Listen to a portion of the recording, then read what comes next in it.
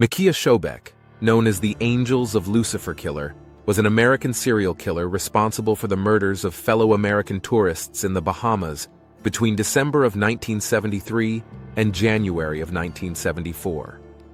Shobek was only 22 years old when the killings began. Born in Milwaukee, he worked as a handyman before moving to Nassau and becoming Michiah Shobek. There, he blended into the local workforce, an unremarkable presence in a city filled with visitors. Behind that ordinary exterior, however, was a man driven by extreme religious delusions. Shobek believed he was acting on orders from God.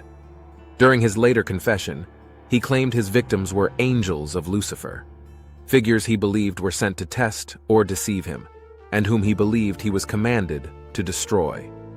Between December 5, 1973, and January 26, 1974, 3 American tourists were murdered. The first victim was Erwin Borstein, a 44-year-old accountant from New York, vacationing in the Bahamas. Borstein was stabbed to death with a knife. His killing would later become the charge that ultimately sent Shobek to the gallows. The second victim was Paul Howell, an attorney from Massillon, Ohio. Howell was attacked and stabbed, his death adding to the growing fear among tourists. The third and youngest victim was Katie Smith, a 17-year-old tourist from Detroit. Her murder shocked both American and Bahamian authorities and solidified the realization that these were not isolated acts, but the work of a serial killer. All 3 murders were committed with a knife. There was no robbery motive, no personal connection, and no attempt to flee the country afterward. The killings were driven entirely by Shobek's belief system. In 1974, Shobek was arrested and brought to trial. During court proceedings, he confessed not only to the murder of Erwin Borstein, but also admitted responsibility for the deaths of Paul Howell and Katie Smith. Throughout the trial, Shobek showed little remorse. He repeatedly framed the killings as divine acts, insisting he had been chosen to carry them out.